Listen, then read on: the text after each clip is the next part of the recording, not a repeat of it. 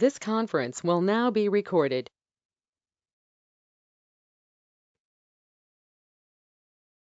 नमस्कार। गुरुवचन ग्रुप की तरफ से हर महीने होने वाले इस चर्चा सत्र में मैं श्रुति जगताप आपका स्वागत करती हूँ। पिछले 1 साल से होने वाले इस चर्चा सत्र में आज आदरणीय गुरु वैद्य मल्हार जोशी सर हमें मार्गदर्शन करने वाले हैं। आज के व्याख्यान की शुरुआत हम धन्वंतरी स्तवन से करेंगे।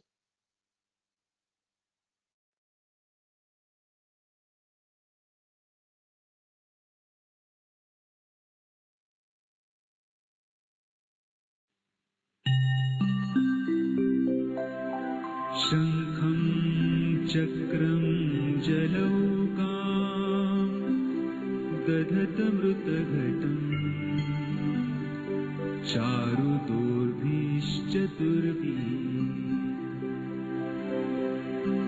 सूक्ष्मस्वच्छातिहृद्यां शुकपरिविलसन् मौलिमं भोजनेत्रम् कालाम्भोतोज्ज्वलाङ्गं कटितटविलसत् चारुपीताम्बराढ्यम् वन्दे धन्वन्तरीं तं निखिलगतवन् प्रौढदावाग्निलीनम्।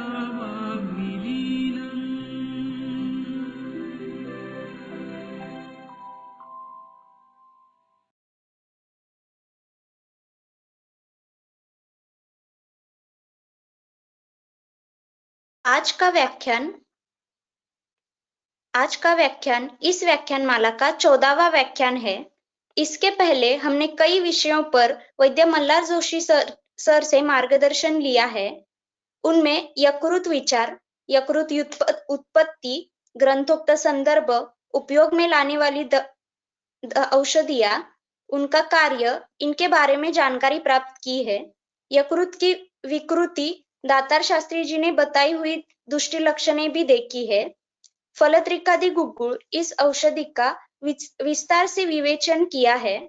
अगले व्याख्यान में प्लीहा अवयव की उत्पत्ति, व्याप्ति, दुष्टि लक्षणें और ग्रंथोक्त संदर्भ, साथ ही वरांग क्षार और रजनी योग, इन औषधि कल्पों के बारे में विस्तार से जानकारी प्राप्त कर ली है। इसके आगे मूत्रपिंड अवयव उत्पत्ति, दुष्टि लक्षणें, ग्रंथोक्त संदर्भ, साथ ही क्लेद, इस विषय पर विस्तार से चर्चा की है। लोक पुरुष साम्य सिद्धांत, यह आयुर्वेद चिकित्सा का एक मूलभूत सिद्धांत है। इस पर आधारित निसर्ग और शारीर, इस 2 भाग में हुए व्याख्यान में पंचमहाभूत, निसर्ग और शरीर, इनमें साम्य उदाहरणों द्वारा बताए, इसका चिकित्सा में उपयोग भी बताया है। अगले व्याख्यान में धातु पोषण न्याय के बारे में मार्गदर्शन किया। न्याय का प्रैक्टिस में कैसे उपयोग किया जा सकता है, इसके बारे में जानकारी बताई। उसके अगले व्याख्यान में रक्तपित्त व्याधि के बारे में जानकारी दी। ग्रंथोक्त संदर्भ, उपयोग में लाए जाने वाली औषधियां, इनका विस्तार से वर्णन किया। इसके पिछले व्याख्यान में क्षार अम्ल सिद्धांत, इस विषय पर मार्गदर्शन किया। इसमें जन्म प्रकृति, औषधि कल्प, व्याधि अवस्था और व्याधि के हेतु, इनमें क्षाराम्ल सिद्धांत का कैसे उपयोग किया जा सकता है, इसके बारे में मार्गदर्शन किया। ये सारे व्याख्यान ऑनलाइन रूप से हम सुन सकते हैं। इसके लिए YouTube पर वैद्य मल्हार जोशी इस चैनल को सब्सक्राइब करना होगा। आदरणीय वैद्य मल्हार जोशी सर का परिचय। सांगली से वसंतदादा पाटिल आयुर्वेद महाविद्यालय से आयुर्वेदाचार्य पदवी प्राप्त।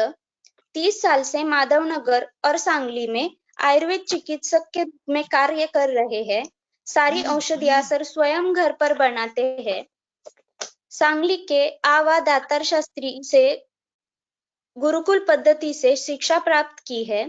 पांचभौतिक पद्धति से रुग्ण परीक्षण और चिकित्सा सर करते हैं।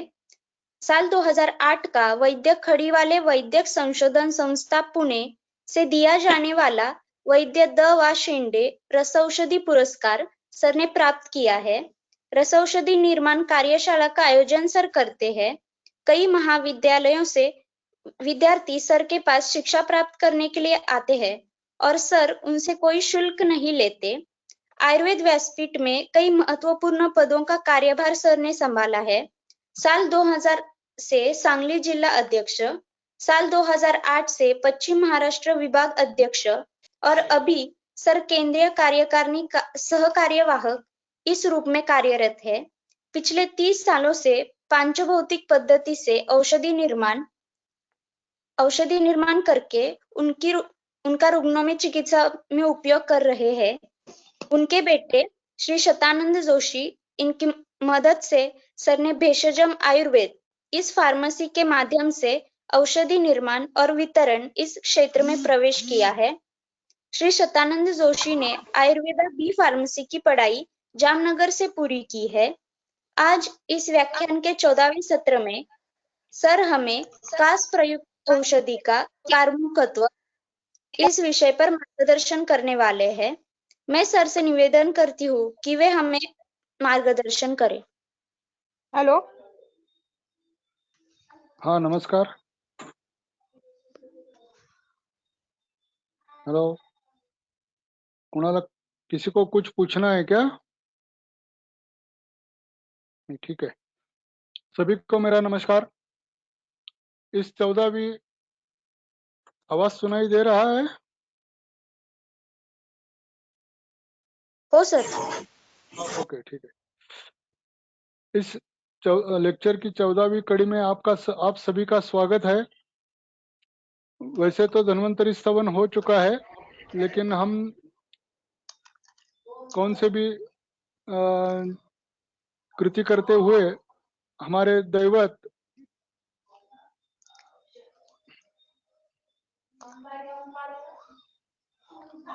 भगवान धन्वंतरी को सादर नमन करेंगे। उसके बाद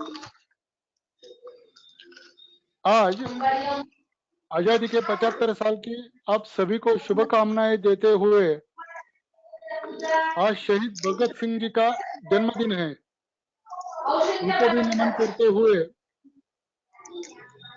किसी का ऑडियो चल रहा। हेलो, किसी का ऑडियो चल रहा है, प्लीज बंद कर दीजिए। आज शहीद भगत सिंह जी का जन्मदिन है, उनको भी नमन करते हैं। मेरे गुरुजी कैलाशवासी बृहत्तरी रत्न वैद्यराज दातार शास्त्री का आशीर्वचन लेकर आज का हम विषय प्रारंभ करते हैं। पंचभौतिक चिकित्सा।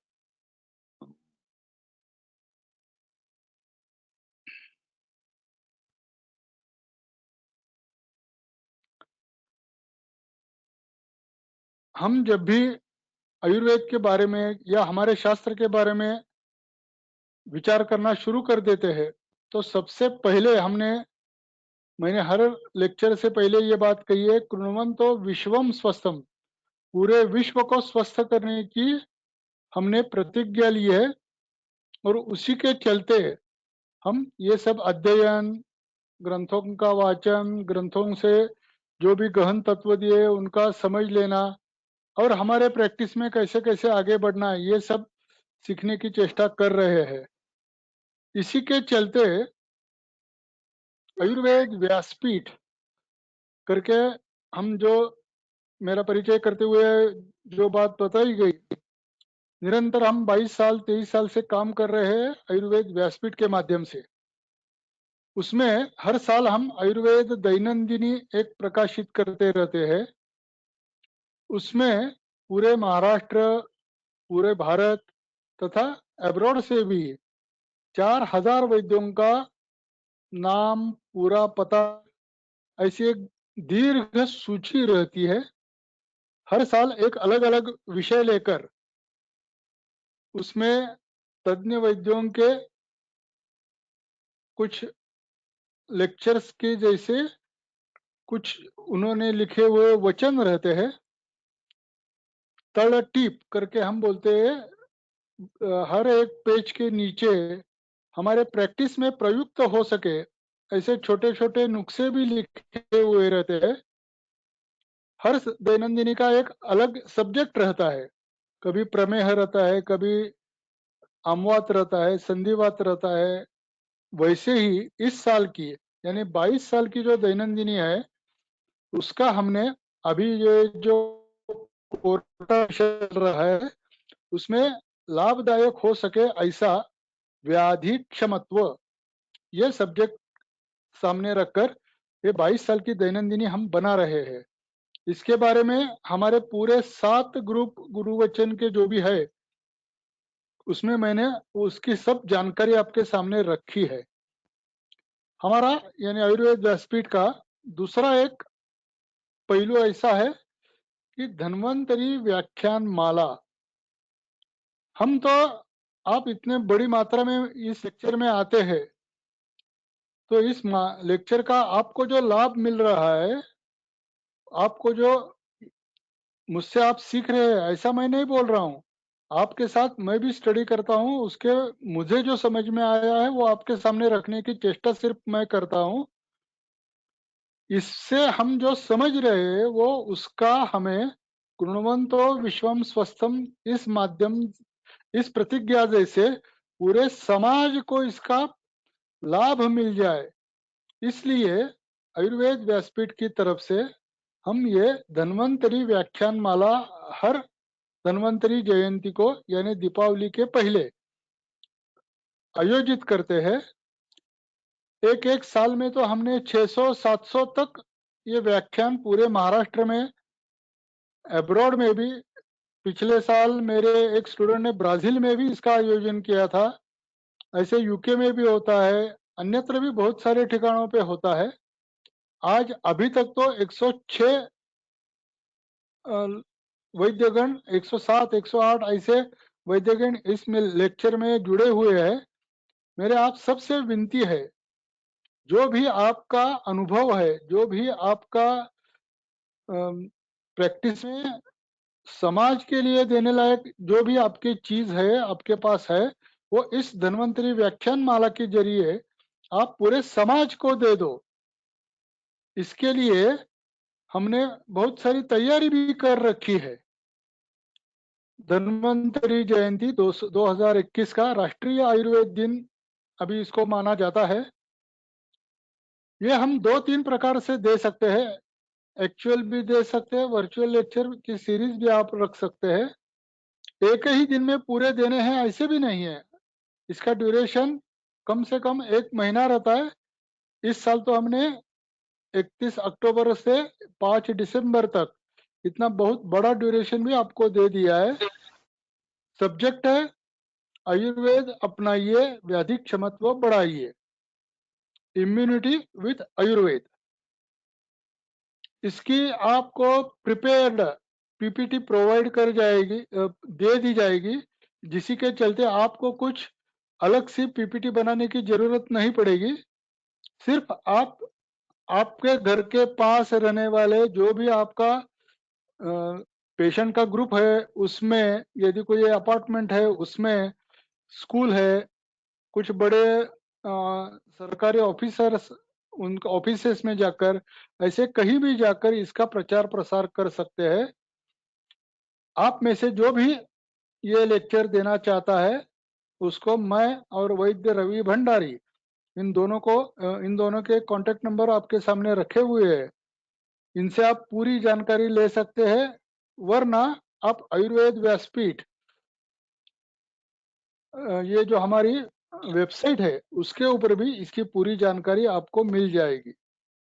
तो मेरा आग्रह रहेगा आप सभी इसमें सहयोग दें और समाज सेवा और अपनी जो भी अपने विचार रहते हैं ये भी उसमें भी कुछ अलग से विचार आप हम पा सकते हैं। इसके लिए ये व्याख्यान माला देने की आप भी सोचिए। ठीक है, आज का विषय हम प्रारंभ करते हैं। मेरा परिचय देते हुए या इस लेक्चर की शुरुआत करते हुए वैद्य श्रुति ने हमारे आज तक जो लेक्चर्स हुए उनका थोड़ा सा वर्णन किया है। हम अभी एक व्याधि और उसके बाद एक पंचभौतिक तत्व का या सिद्धांत का ऐसे विचार कर रहे हैं। 2 महीने पहले हमने रक्त पित्त व्याधि का पूरा विचार किया है। पिछले महीने एक पांचभौतिक सिद्धांत अम्ल क्षार इसका विचार किया। अब रक्त पित्त का जो उपद्रव करके सभी ग्रंथों ने बताया है, उस कास व्याधि का आज हम विचार करने वाले हैं। रक्त पित्त से होने वाले जो उपद्रव है उसमें से सबसे पहले जो कास है उसका वर्णन आज हम देखेंगे। टूटे हुए कांस्य धातु का जो बर्तन रहता है उसका ध्वनि जिस व्याधि में निकलता है उसी को कास कहा जाता है।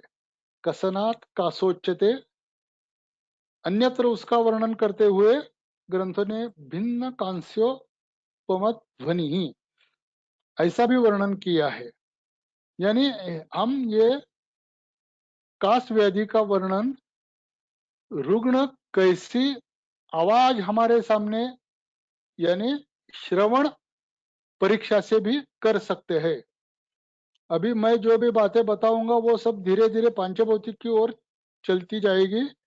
ग्रंथों का भी मैं पूरा वर्णन करने वाला हूँ, ऐसी बात नहीं है, लेकिन जो प्रैक्टिकल पांचभौतिक जो विचार रहते हैं वो ज्यादातर मैं आपके सामने रखूंगा। ये श्रवण परीक्षा से समझ में आने वाली बात सभी ग्रंथों ने बताई है, वही मैंने आपके सामने रखी है। वाग्भट में अन्य ग्रंथों में भी ये वर्णन आता है। अधारणीय वेग, उसमें ये कास और श्वास, ये जो हाईलाइट किए हुए 2 व्याधि है उसमें भी कास का वर्णन आता है। इसके लिए कोई एलर्जी ही चाहिए, कोई व्याधि का उपद्रव ही चाहिए, ऐसी भी बात नहीं रहती। सिर्फ कोई भी अधारणीय वेग से भी और अधारणीय वेग में भी कास का वर्णन किया जाता है।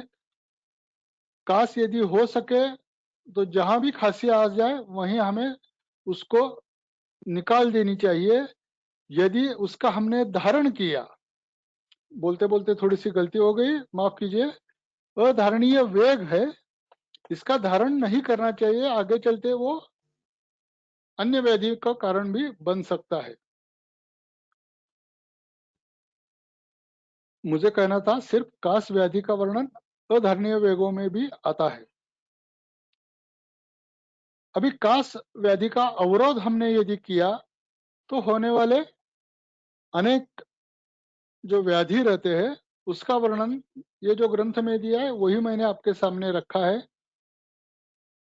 श्वास है, आरुचि है, रुद्र रोग, यहाँ तक शोथ है, हिदमा है, ऐसे बहुत सारे व्याधि कास व्याधि के अवरोध से हो सकते हैं। इसके चलते कास व्याधि का महत्व हमारे समझ में आ जाना चाहिए, जैसे कि इसका कभी भी अवरोध या इसकी उपेक्षा न करते हुए इसका इलाज करना चाहिए। जैसा कि वो श्लोक मैंने बताया वैसे ही ग्रंथों में अन्यत्र ये भी बताया गया है, कास व्याधि की उपेक्षा करने से क्षय व्याधि भी हो सकता है। स्वरसाद आदि गद शब्द प्रयुक्त किया गया है। ये उपेक्षा करने के, कास की उपेक्षा हो गई तो ये सब व्याधि हो सकते हैं। तो इसका रुग्णों ने भी उपेक्षा नहीं करनी चाहिए और वैद्यों ने भी, ठीक है 1-2 दिन में कम हो जाएगा, उसके लिए दवा मत लो, ऐसी बातें नहीं, एलर्जी का है, ऐसी बातें न करते हुए उसका जो भी आवश्यक इलाज है वो करना चाहिए। कास व्याधि के बारे में ग्रंथों ने ही वर्णन किया है। अनेक व्याधियों का प्रारंभ इस कास व्याधि से हो सकता है, या ये अनेक व्याधियों का उगम स्थान कास है, ऐसा वर्णन भी ग्रंथों में आता है। ज्यादातर मैं धीरे धीरे प्रैक्टिकल अप्रोच की तरफ जा रहा हूँ। ग्रंथों से दिए हुए कुछ वचन आपके सामने रखता हूँ और हम आगे चल जाएंगे। अभी कास के प्रकार, हेतु, निदान पंचक, आदि ये सब बात जरूरी नहीं कि वो स्टाफ जितने आप सिक्योर्ड हो बाकी बहुत से तो आप ये उनके लिए कर सकते हैं या आपके लिए मतलब आप ये उनके लिए और ये अपने आप में एक सोशल कॉज या आपके पास जो रेड होगी किसी का ऑडियो चल रहा है क्या?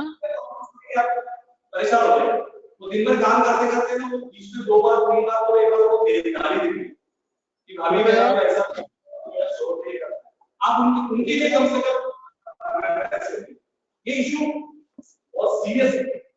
वे लोग जब तक सब अच्छा है बिल्कुल अच्छा सबको म्यूट करना पड़ेगा। मौका भी नहीं मिलेगा आपको। हाँ कुछ आवाज आ रही है वे लोग। डॉक्टर प्रणीता, हेलो सभी, आपका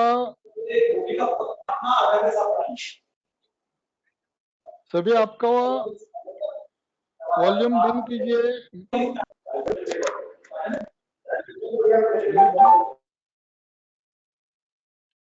ठीक है।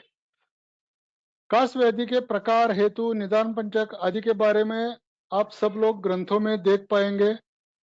उसके बारे में हम ज्यादा चर्चा आज नहीं करने वाले। ठीक है। कास व्याधि को हमें रुग्ण जब भी हमारे पास आता है तो इसका एक स्वतंत्र व्याधि, मेरी आवाज सुनाई दे रही है ना सबको? हो सर हो। Okay okay.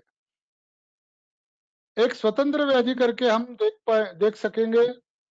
एक व्याधि का उपद्रव भी कास, हम उसको भी समझ लेंगे, या अनेक व्याधियों का पूर्व रूप करके इस व्याधि का हमें विचार करना पड़ता है। स्वतंत्र व्याधि है, किसी का उपद्रव है, या अनेक व्याधियों का पूर्व रूप है। ग्रंथों से निर्देशित जो भी मार्गदर्शक तत्व है उस विचार के साथ आज हम ये पांचभौतिक पद्धति में कास चिकित्सा का या कास व्याधि का कैसा विचार करना चाहिए अभी यहां से प्रारंभ कर देते हैं। एक रुग्ण पत्रक मैंने आपके सामने रखा है। जब भी हमारी ओपीडी चल रही होती है तभी कम से कम इतने पॉइंट्स हमें कवर करने ही पड़ेंगे। रुग्ण नाम वो तो आप सब लोग लेते होंगे। रुग्ण का यदि कोई भी चिरकारी व्याधि लेकर हमारे सामने आ जाता है तो उसका जन्म स्थल, जन्म देश, ये हमें पता होना चाहिए। हमने पूछकर उसको उसकी नोंद हमारे केस पेपर पे रखनी चाहिए। जन्म दिनांक, ये तो हमने जब प्रकृति निसर्ग शरीर एक है ये सब लेक्चर्स देखे, उसमें जन्म दिनांक आवश्यक रहता है। उसके लिए उसका भी, और ये निवास, मैंने जन्म स्थल और निवास ये 2 पॉइंट्स यहाँ पे लिए हैं। किसी का जन्म राजस्थान में हो सकता है लेकिन अभी उसका पूरा आयुष्य महाराष्ट्र में जाने वाला है, तो उसका जन्म स्थल अलग रहेगा, उसके हिसाब से प्रकृति अलग रहेगी। अभी एक्वायर्ड प्रकृति करके हम महाराष्ट्र की प्रकृति उसको जोड़ पाएंगे, लेकिन ये विचार तो हमारे मन में आने चाहिए कि जन्म प्रकृति उसकी कौन सी रहेगी देश के हिसाब से, महीने मास यानी बर्थ डेट के हिसाब से, और अभी उसका निवास कहाँ पे है इसका पूरा ब्यौरा हमारे सामने रहना चाहिए। अभी ये वर्तमान व्याधि वृत्त तो आप सब लोग लेते ही होंगे। पूर्व व्याधि वृत्त है, कुल वृत्त है।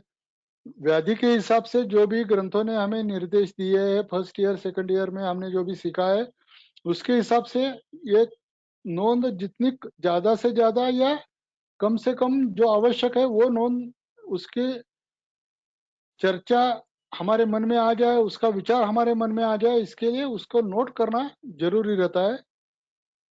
सद्यो हेतु हो, कल मैं बारिश में गया था, कल बारिश में भीग गया, आज सुबह मुझे गले में थोड़ी सी, ऐसे जो पेशेंट बताते हैं जो सद्यो व्याधि करके हम उनका विचार करते हैं, उनकी भी चर्चा या उनका भी टिप्पणी हमारे केस पेपर के ऊपर रहनी चाहिए। यहाँ व्याधि अवस्था मैं हर एक का अलग अलग वर्णन करने वाला हूँ। हमें ग्रंथों ने व्याधि अवस्था ऐसा केस पेपर में लेने वाला मुद्दा तो बहुत कम बताया होगा, लेकिन मैं इस मेरे केस पेपर के ऊपर ये मुद्दा लिखता हूँ। चिरकारी है या अभी अभी हो गया है, ऐसा ये बात ध्यान में लेनी पड़ती है।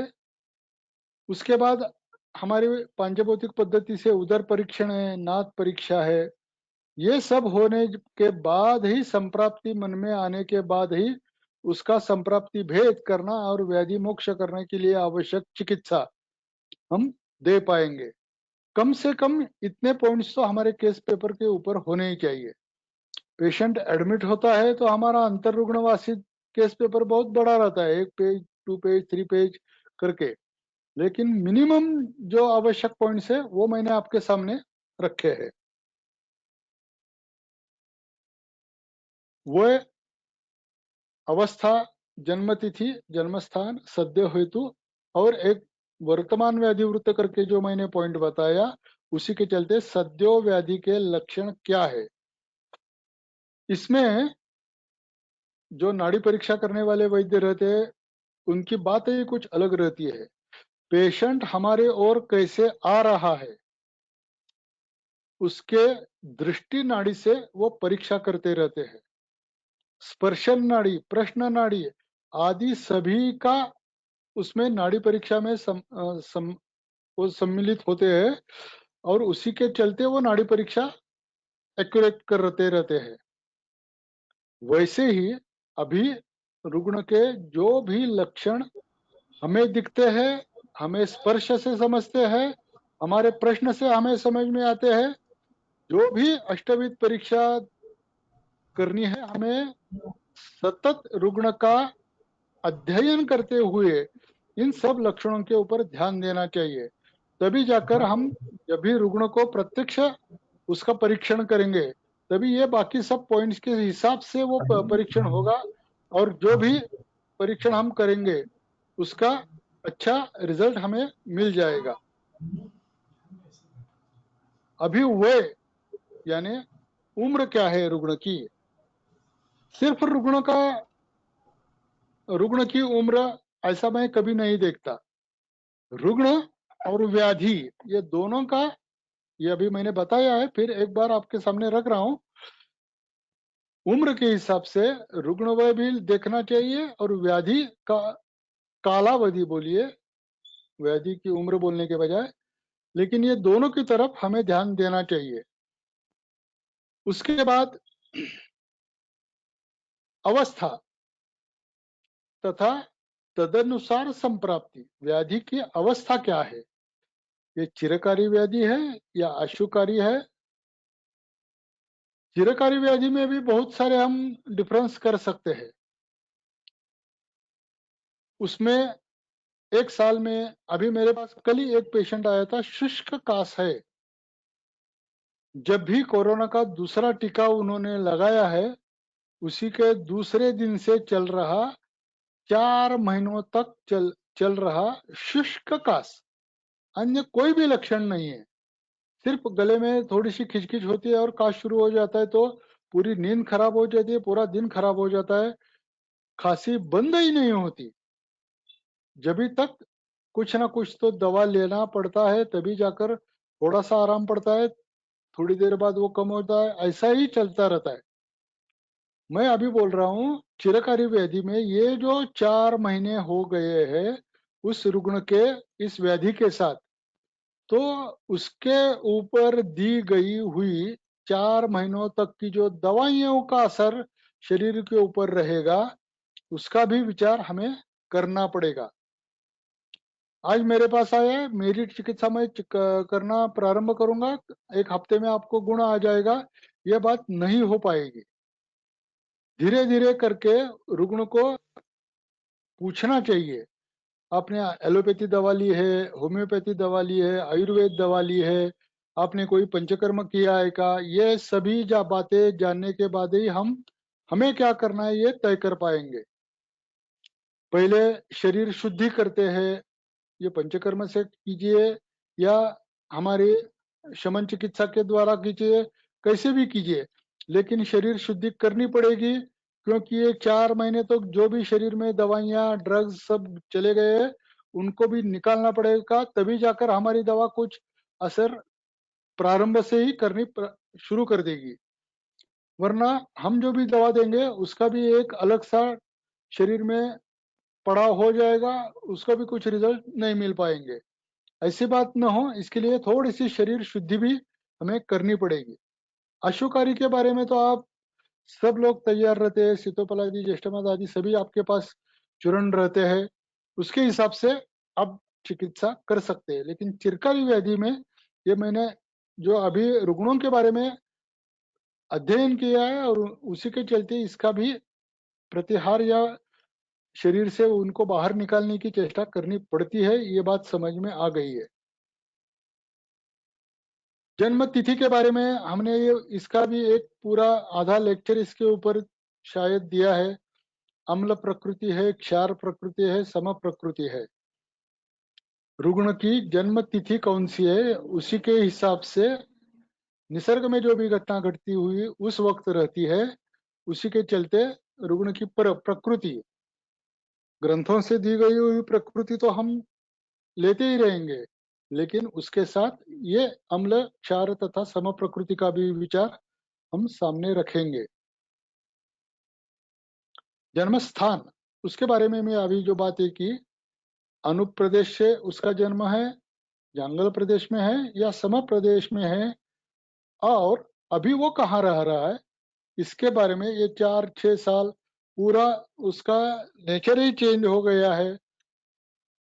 मैं जो जिस जिले में, सांगली जिले में महाराष्ट्र में रहता हूँ, वहाँ राजस्थान से आए हुए, गुजरात से आए हुए बहुत सारे बड़ी बड़ी फैमिली यहाँ पे है, तो ज्यादातर उनके यहाँ आने वाली बहुएं राजस्थान गुजरात से ही आने वाली रहती है।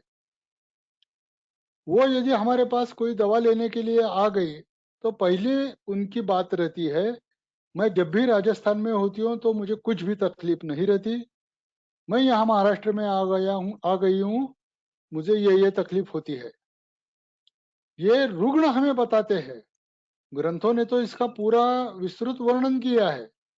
रुग्ण की बोली भाषा में भी ये बात आती है, इस प्रदेश में मेरा जन्म हुआ है, मेरा 22, 23, 24, 25 साल तक का पूरा आयुष्य इस प्रदेश में गया है, वहां मुझे कोई भी तकलीफ नहीं रहती। अभी इस वातावरण में आने के बाद मुझे ये तकलीफ ही हो रही है, अभी मेरा पूरा जन्म यहाँ जाना है। आप इसके हिसाब से आप मुझे कोई दवा या कोई आहार रसायन या विहार रसायन ऐसे कोई चिकित्सा बताइए कि मुझे ये सब क्लाइमेट भी सूट हो जाए और मुझे मेरी प्रकृति क्षुल्लक कारणों से विकृत न हो जाए, ऐसी सलाह वो मांगते हैं हमसे। अभी ये बात रुग्णों से आ रही है तो हमें उसका जवाब देने की तैयारी रखनी पड़ेगी। सद्यो हेतु बहुत सारे रुग्ण ये पोलन ग्रेन्स के बारे में, मिट्टी के कणों से ऐसे बातें बोलते हैं। मैं घर में ही झाड़ू पोछा कर दिया और मुझे सर्दी खांसी हो गई, ऐसे बोलने वाले, ऐसे जो भी सद्यो हेतु हो, जो अभी अभी घटित हुआ और व्याधि निर्मित हो गई, ऐसे भी सद्यो हेतु का विचार हमें करना चाहिए। उसके लिए कोई नस्य चिकित्सा है, कोई अलग से चिकित्सा भी हम कर पाएंगे।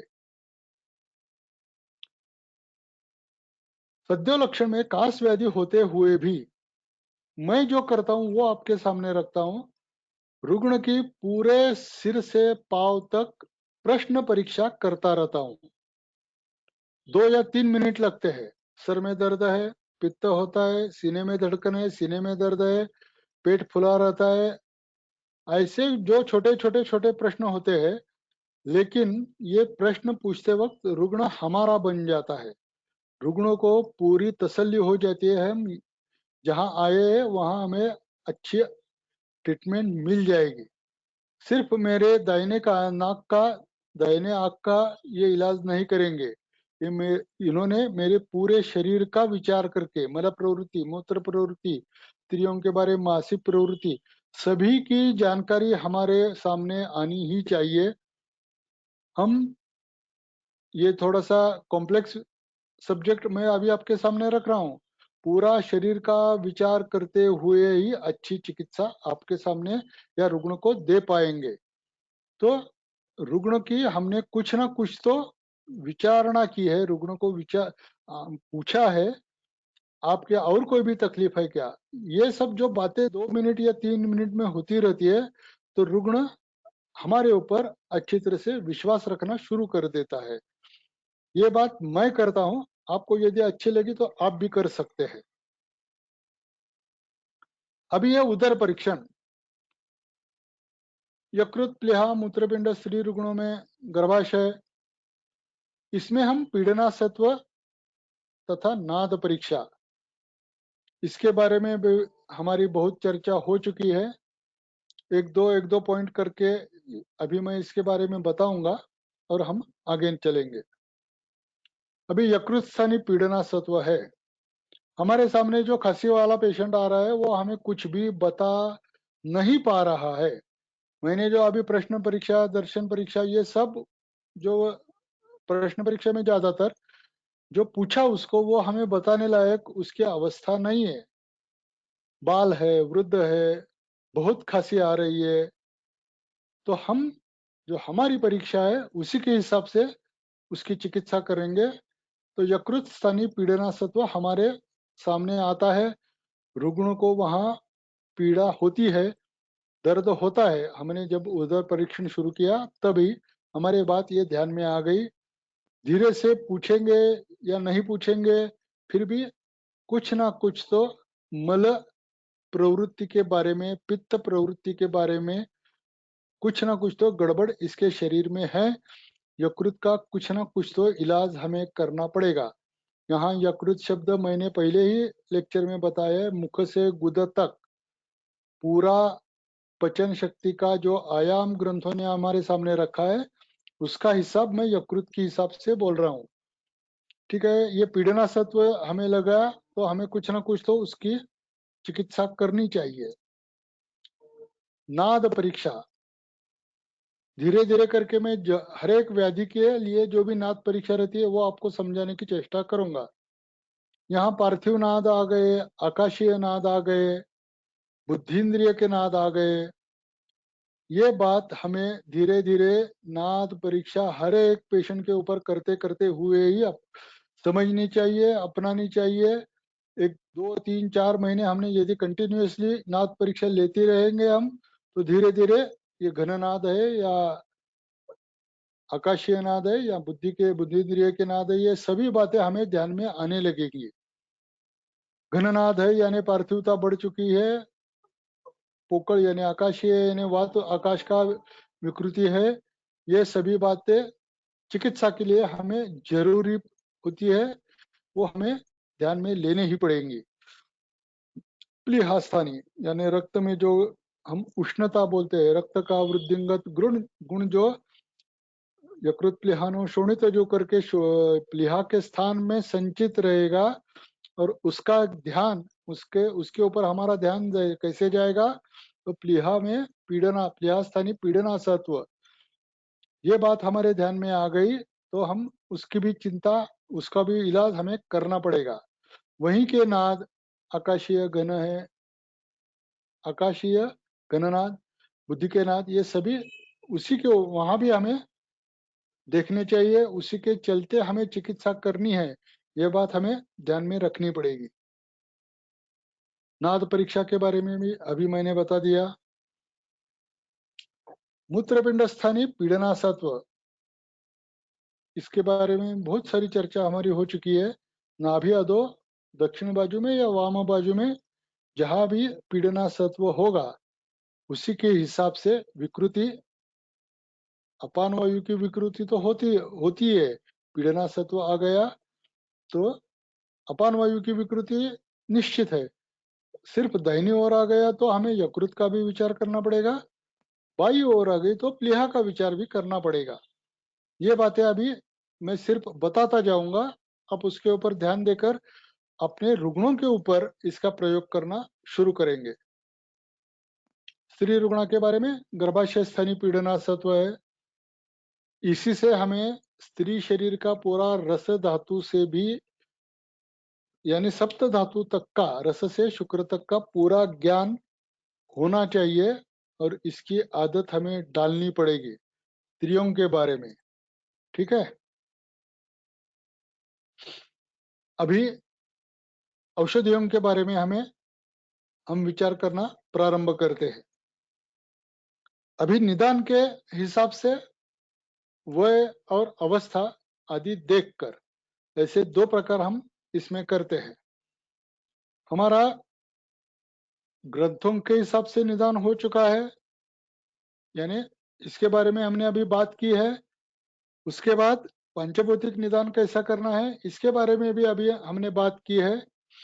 यदि ये नाद परीक्षा, यकृत, प्लीहा, मूत्रपिंड, इसका पीड़नासत्व, इसके बारे में आपको जो भी शंका होगी उसका पूरा उत्तर हमने जो YouTube पे ऊपर लेक्चर्स अपलोड किए हुए उनमें आपको देखने को मिल जाएगा।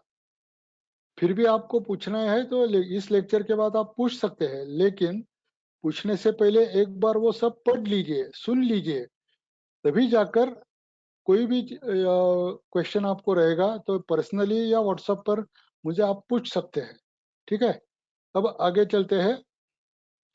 हमारी जो भी दवाई रहेगी वो ऐसी ही होनी चाहिए, बहुकल्पम बहुगुणम संपन्नम तथा योग्य औषध होना चाहिए।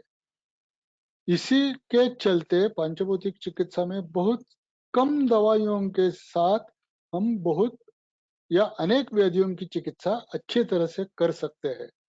ये चार गुण यदि हम औषधि को दे सकेंगे तभी जाकर हम अच्छी चिकित्सा, या हमारे साथ हमारे हाथ में एक अच्छा औषध रहेगा।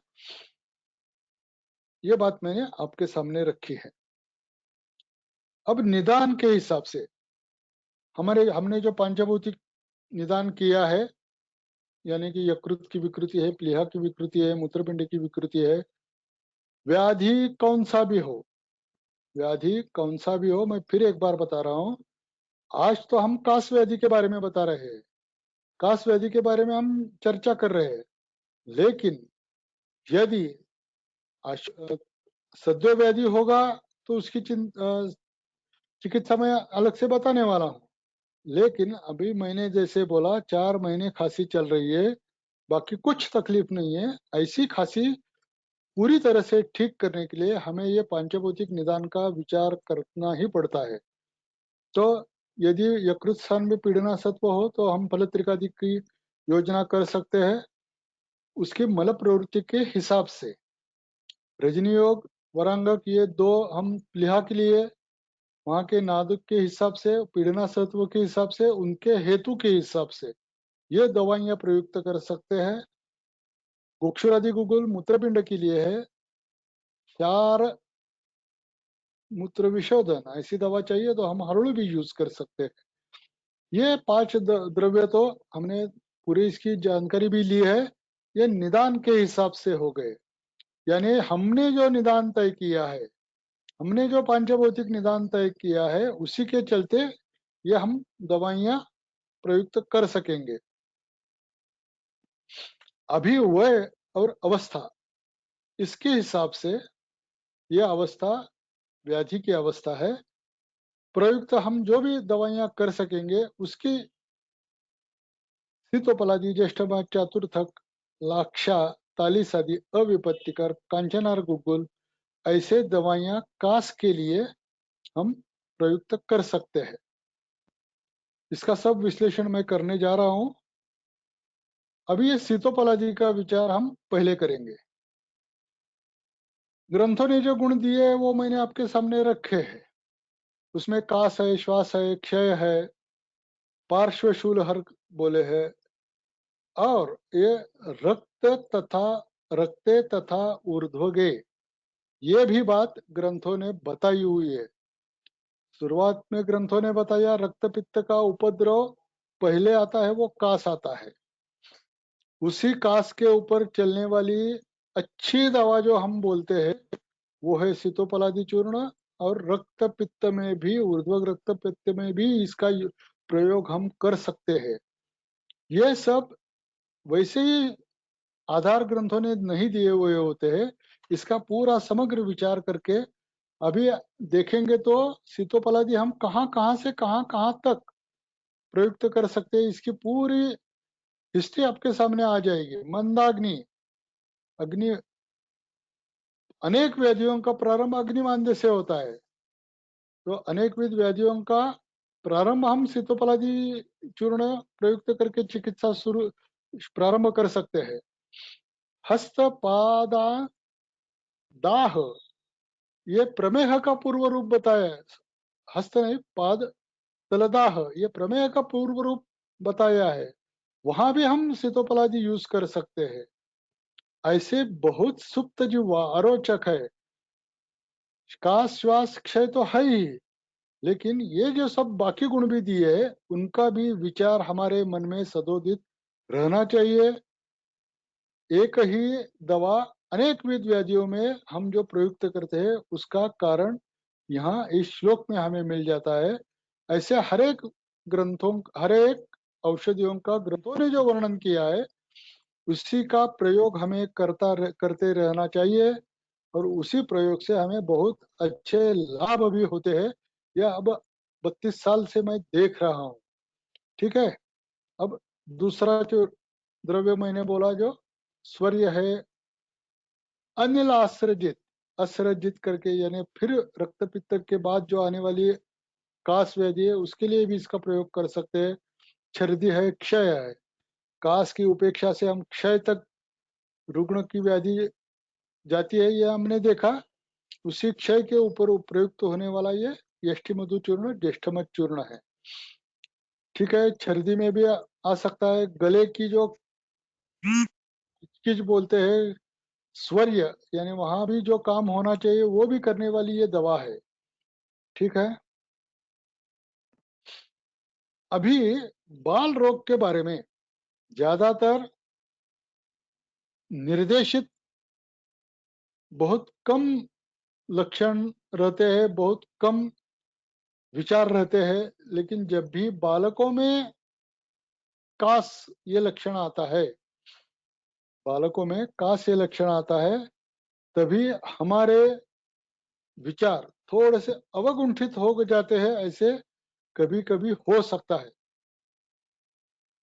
मैंने यहाँ दो चीजें हाईलाइट की है। ऊपर बाल रोग लिखा है और नीचे निसर्ग और शरीर, ऐसे दो बातें लिखी हुई है। प्रायः मैंने जिन जिन वृद्ध वैद्यों से अध्ययन करने का प्रयास किया है, उन्होंने, बहुत सारे वृद्ध वैद्यों ने बालकों में चिकित्सा करते समय ग्रूमिंग का विचार जरूर करे, ऐसी बातें मुझे सिखाई है। बालकों में कौन से भी व्याधि की चिकित्सा करते समय कृमि उत्पत्ति तो नहीं है ना, ये बात ध्यान में लेने ही पड़ेगी। बाल रोग के बारे में सिर्फ मैं बता रहा हूं। अब कृमि की उत्पत्ति निसर्ग में कैसी बताई है, जहां मिट्टी और जल तत्व एक साथ रहते हैं तभी जाकर उसमें सड़न या कुजन होने के बाद ही कृमि उत्पत्ति होती है। वैसे ही शरीर में प्रायः, मैं प्रायः शब्द यूज करता हूं, मेद धातु में जहां पार्थिव और जल तत्व की बहुत सारी मात्रा में एकत्रित हमें मिलते हैं, वहीं पर यदि सड़न या कुजन निर्माण हो गई तो कृमि उत्पत्ति वहां पर हो सकती है, ऐसा विचार है। अब शिर प्रदेश होने वाले कृमि, व्रण में होने वाले कृमि, आंत्र में होने वाले कृमि, ये सब स्थान संश्रय के हिसाब से अलग अलग हो जाएंगे, लेकिन सभी की उत्पत्ति विचार करते हुए हमें मेद धातु का, यानी रस रक्त मांस अस्थि, रस रक्त मांस मेद अस्थि, ये जो वाग्भट जी ने, चरक जी ने जो हमें रक्तपाचक, रसपाचक वाथ बताए हुए हैं, उसमें से ये जो तृतीय ज्वर में प्रयुक्त होने वाला किरात तिक्तामृता, ये जो पाठ है वो कृमिन के लिए बहुत अच्छा, यानी मेदोपाचक बहुत अच्छा असरदार क्वाथ है। लेकिन उसके बारे में भी हमने पिछले कुछ लेक्चर में सुना है कि हम उसकी चूर्ण बनाकर उसको ही भावित करके हम रखते हैं और उस चूर्ण का प्रयोग हम करते हैं। सभी को दिख रहा है ना, अच्छी तरह से सुनाई भी दे रहा है ना? होय सर, होय। हाँ सर। हाँ, हो अभी ये अलग एक दवा में हमेशा यूज करता हूँ, संधानकृत या संधान कर्म करने वाली पिंपलाक्षा, पीपल का निर्यास। इसका भी वर्णन ग्रंथों ने जो किया है वो कास व्याधि में, हिक्का व्याधि में, ज्वर व्याधि में भी इसका प्रयोग हम कर सकते हैं। ये वर्णन ग्रंथों ने भी दिया है। जहां जहां खांसी होते हुए गले में बहुत दर्द होता है, कभी कभी खून भी निकलता है, ऐसी बात हमारे सामने रुग्ण के प्रश्नों से आ जाती है, तब प्रयुक्त करने वाली ये एक अच्छी दवा है, यानी पिपलाक्षा, पलंकषा करके हम इसका नाम रखते हैं। व्रण उरक्षत, उरक्षत वहां के व्रण पूरे अच्छी तरह से ठीक करने वाली ये दवा हमारे जो दवाइयों का संग्रह रहेगा उसमें होती है, आपके भी पास होनी चाहिए। हम आगे चलते हैं। सर्वरोग प्रणुत करके नाम मैंने इसको दिया है क्योंकि इसके लाभ मुझे ऐसे मिलते ही है।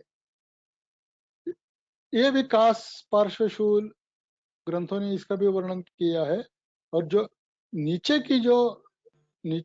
जो लाइन है उसमें जो मूढ़ वातानुलोमनम, ये गुण 43 आदि का बहुत सारे व्याधियों में इसका प्रयोग करने के लिए हमें दिशा निर्देश देता है।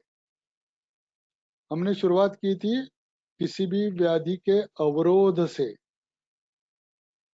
तो अवरोध होते हुए सबसे पहले उसका प्रभाव जो आता है, तो वातावरोध, शरीर में वातातुरते नास्ति रुजा आदि श्लोक जो हम पढ़ते हैं, उसमें जहां जहां भी अवरोधजन्य संप्राप्ति या अवरोधजन्य शूल रहता है, उसको कम करने के लिए अच्छी तरह से प्रयुक्त होने वाला, प्रयोग में आने वाला रिजल्ट ओरिएंटेड ये दवा है।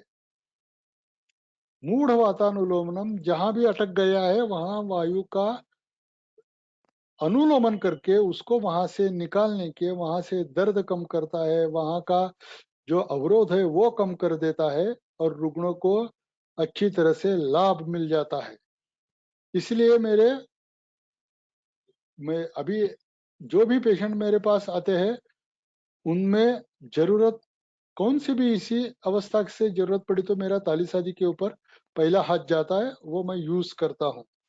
बहुत सारे अच्छे गुण भी इससे मिलते हैं। विबंध हर, मलमूत्र दोनों का विबंध ये हटाने वाली दवा है। कास में भी इसका मैं प्रयोग करता हूँ। यदि मलावष्टंभ, मूत्रावष्टंभ ऐसे कोई भी लक्षण, आधमान ये इतना भी लक्षण रहता है तो भी अभिपत्तिकर चूर्ण हम प्रयुक्त में ला सकते हैं। उसी के चलते अपान वायु का निर्हरण, अपान वायु का बहिर्गमन अच्छी तरह से होने लगेगा। और हमने जो ग्रंथों ने वातज, पित्तज, कफज ये सब प्रकार बताए हुए हैं, उसमें विलोम हो गई वायु गलत स्थान में आकर, ऐसा एक विचार कास के बारे में ग्रंथों ने बताया है। वैसे ही यदि हमने अभिपत्तिकर, मैंने अभी वो इससे पहले तालिस आदि ये जो दो चूर्ण बताए, ऐसे औषधियों का प्रयोग करके जो अवरोधित मल मूत्र वायु ये सब है वो निकालने शुरू कर दिए, तो रुग्णों को भी जल्दी आराम पड़ सकता है और इसका प्रयोग हमें अच्छी तरह से करने के बाद लाभ भी मिल जाता है। अभी ये कांचनार गुग्गुल, गले में खिंच, तो बाकी दवा देने की जरूरत ही नहीं पड़ती, सिर्फ कांचनार गुग्गुल दे दो। गले में खिंच है तो सिर्फ कांचनार गुग्गुल देकर बहुत सारे रुग्ण मैंने ठीक किए हैं। इसका भी जो व्याधि अधिकार दिया है वो एक बार आप नजर डाल दीजिए, गलगंड यानी गल से भगंदर तक, यहाँ अपची से कुष्ठ तक, यानी पूरे शरीर में हम इसका प्रयोग कर सकते हैं कांचनार गुग्गुल का। मैंने तो ब्रेन ट्यूमर में भी इसका प्रयोग किया है, अच्छा लाभ लिया है या अच्छा लाभ मिला है ऐसे मैं बोल पाऊंगा। लेकिन इसका प्रयोग हम पूरे शरीर में कर सकते हैं, इसकी जरूरत क्या है, ऐसे बहुत सारे प्रश्न यहाँ पे मैं उपस्थित भी कर सकता हूँ। लेकिन जो हमारे ओपीडी लेवल के जो पेशेंट होते हैं उनको जो आज हमने एक गोली खाई कल हमारा ठीक हो गए, ये जो बातें रहती है, उसके चलते हमारे पास जो भी दवाइयाँ अच्छी होनी चाहिए उसमें से एक दवा एक कांचनार गुग्गुल है। वैसे देखा जाए तो इसका जो ग्रंथाधार दिया है वो बहुत बड़ा है, बहुत चिरकारी, बहुत गंभीर, ऐसे व्याधि भी ठीक करने वाली ये दवा है। इसका प्रयोग बहुत संभाल कर और जरूरत पड़ने पर भी करना है, जरूरत पड़ने पर ही करना है। लेकिन जब भी ऐसे कोई 1-2 दिन की दवा देकर हमें पेशेंट ठीक करना है, ज्यादा दवा देने की जरूरत नहीं है, तो जो भी एक आध ऐसा लक्षण हमें मिल जाए कि जिससे ये कांचनार गुग्गुल हम यूज करेंगे और उसका वो लक्षण जल्दी ठीक हो जाएगा, ऐसा प्रयोग करने वाला एक दवा मेरे साथ हमेशा रहता है। अब व्याधि प्रत्यनिक औषधियों के बारे में हम विचार करेंगे। उसमें भी पहले आपको मैं जो यूज करता हूँ वो औषधियों के बारे में आपको बताता हूँ। उसमें है त्रिभुवन कीर्ति, लक्ष्मी नारायण, पुष्कर मूल, श्रृंग भस्म है, अभ्रक भस्म है। अभी ये जो कोरोना संक्रमण हो गया और उसके बाद जो लंग्स के प्रॉब्लम, ज्यादातर लंग फाइब्रोसिस, ये जो प्रॉब्लम आ रहा है उसमें प्रयुक्त होने वाली एक अच्छी दवा करके मैं टंकण मारित अभ्रक भस्म का प्रयोग कर रहा हूँ। अनेक लोगों को अच्छा लाभ उसमें से मिल रहा है। जैसे पहले मैंने सीतोपलादी आदि द्रव्यों की लिस्ट आपको दी थी, उसके बाद एक एक द्रव्यों का विचार हमने किया, वैसे ही अब इसमें से भी एक एक द्रव्यों का विचार हम करेंगे। त्रिभुवन कीर्ति, अभी कास और ज्वर, पहले ग्रंथों ने ज्वर का वर्णन किया, ज्वर की उष्णता से रक्तपित्त का वर्णन हुआ, रक्तपित्त के उपद्रव में कास व्याधि का वर्णन हो गया। ज्वर शरीर जन्म लेता है, वहीं से शरीर का मृत्यु यानी मृत्यु तक ज्वर शरीर में हो सकता है, रहता है। कौन से भी व्याधि में यदि ज्वर का विचार हमने नहीं किया तो वो व्याधि चिकित्सा भी अधूरी रह सकती है। वैसे ही शरीर में जखड़न है, शरीर में दर्द है, खांसी भी है और बदन दर्द भी है, ऐसे जो भी अन्य लक्षण रुग्ण बताते हैं उसमें जरूरत पड़ने पर हम ज्वर चिकित्सा करते हैं। ज्वर चिकित्सा में प्रयुक्त होने वाले ये दो द्रव्य हमारे पास रहते हैं, एक है त्रिभुवन कीर्ति और दूसरा है लक्ष्मी नारायण। वैसे भी लक्ष्मी नारायण का विचार जैसे मैंने कांचनार गुग्गुल के बारे में बताया वैसा ही बहुत बड़ा विचार है। पूरे सन्निपात ज्वरों में इसका प्रयोग हम कर पाएंगे। अतिसार है, गृहिणी रोग है, विसूचिका है, विषम ज्वर है, प्रमेह है, विशेषकर ऐसे सभी व्याधियों में जो शूल रहता है उसको भी ये जीतने वाला बहुत अच्छी दवा है। ये त्रिभुवन कीर्ति और लक्ष्मी नारायण एक दो कल्प है कि जो हम कास में भी प्रयुक्त कर सकते हैं, जहां हमें ऐसे ज्वरवत कोई लक्षण मिल पाए या ज्वरवत हमने कोई निदान उसमें देखा हो। तो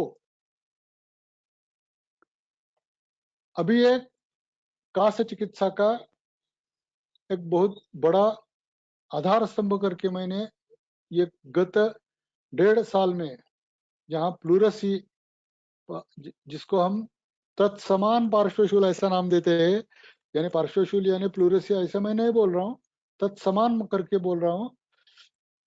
वायरल प्लूरसी, वायरल इन्फ्यूजन, ये शब्द जो हमें गत पूरे 1.5 साल में हम सुन रहे हैं, उसके ऊपर बहुत बहुत बहुत अच्छा असर करने वाली ये दवा है। अभी मुझे मालूम है कि बाजार में अच्छा या असली पुष्कर मूल नहीं मिलता, लेकिन हम गत 30-32 साल जिस व्यापारी से, जिस औषधि दुकान से दवाइयां लेते हैं, वो जो हमें पुष्कर मूल करके देता है, उसके भी गुण ऐसे ही मिल रहे हैं। आपको यदि उसके ऊपर विश्वास हो तो आपका भी जो डीलर होगा, जो रिटेलर होगा, उसी से जो पुष्कर मूल करके मिलता है, उसको उसी की बात के भावना से 3 बार 7 बार भाविक करके रख दीजिए। उसका भी गुण आपको, ग्रंथों ने जो गुण दिए हैं उसके जैसे ही गुण आपको मिल जाएंगे। ठीक है, अभी बहुत सारे वनौषधि, प्राणिज औषधे, ये सब लुप्त तो हो रहा है, हमें नहीं मिल रहा है, लेकिन जो बाजार में उसके बदले में मिलता है, उसका यदि कार्मुकत्व हमें बढ़ाना है तो हम उसी के क्वाद से उसी को भावित करते करते करते हमें जो गुण चाहिए वो आने तक उनको कज्जली के साथ मिलाकर, गुग्गुल के साथ मिलाकर, उसका व्याधि के ऊपर होने वाला काम बढ़ा कर उसका प्रयोग करते ही रहेंगे, तभी जाकर हमारी चिकित्सा सुकर रहेगी। ये कास है, श्वास है, पार्श्वशूल में है, जहां जहां प्रभृत कफ जो बोलते हैं हमने, वहां वहां इसका बहुत अच्छा लाभ हमें मिल जाता है।